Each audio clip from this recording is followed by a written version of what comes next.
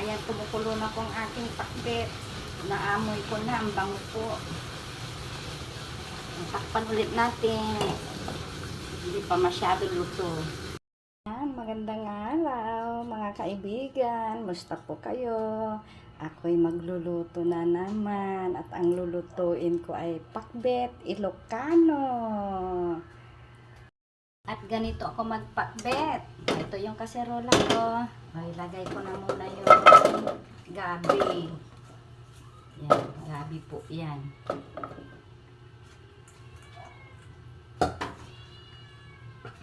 Yan, sunod ko po yung sili na green. Yan.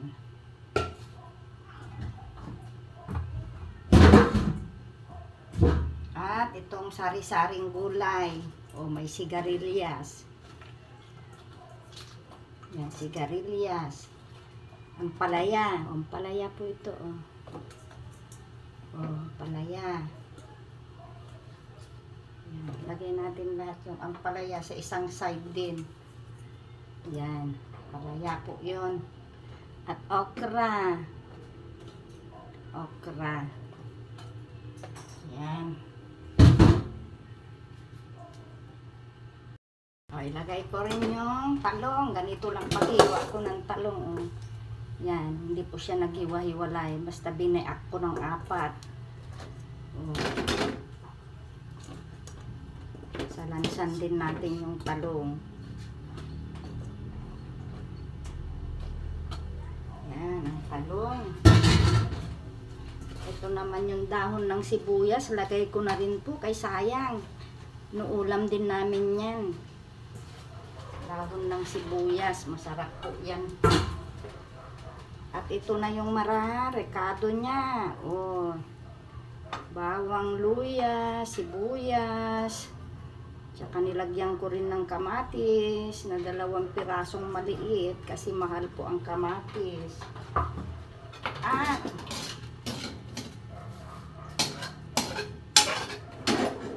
ito po yung sahog. Oh, ito po yung sahog. Sinangkutsa ko muna. Ito na naluto na. Ito yung inuna kong ginisa, yung karne ng baboy. Pati yung mantika po niya ilalagay ko po. Ayan po ang sikreto ng pagpapakbit ko, yung mantika. Oh, lagay ko na. Oh, lagay ko na. Diyan lang. Parang nagluto ka lang din ng pizza. Tinapings ko lang. Oh, sandali. Kukunin ko yung bagoong. Oh, lagay ko naman yung bagoong. Ayan. Oh, bahala po kayo kung gaano karami ang bagoong nyo. O, lagay ko rin yung magic sarap. Ilagay ko na lahat ito para masarap.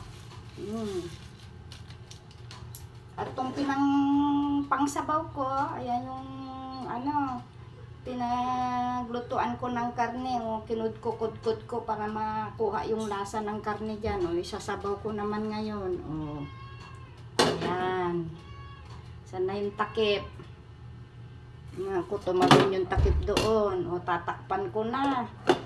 At ating lulutuin na. O, buksan ko na yung apoy. Untayin po natin maluto. Wait lang.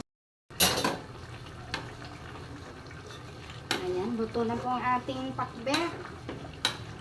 Lulubog po natin yung mga sahog. Para magkalasa po yung sabaw, magkalasang karne ng baboy yung sabaw. Luto na po yung gulay.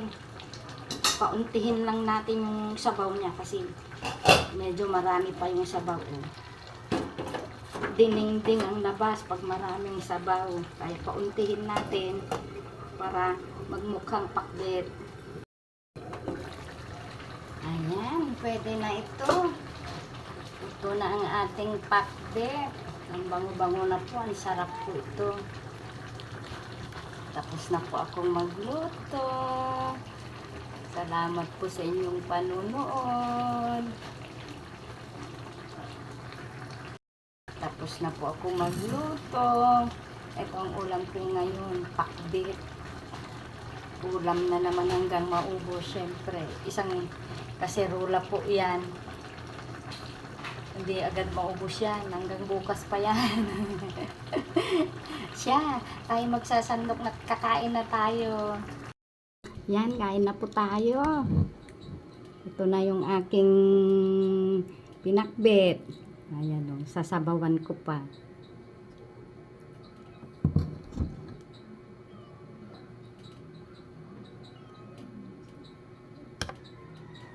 Yan. Yan, kain po tayo. Ito yung ampalaya. Wala po kapait-pait. Meron po kumain, kaya mainit. Ito yung garilya. Ito yung okra.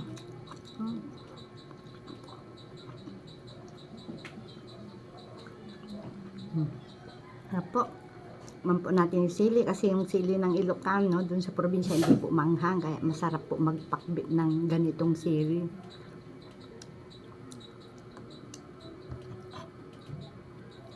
Meron po siyang anghang.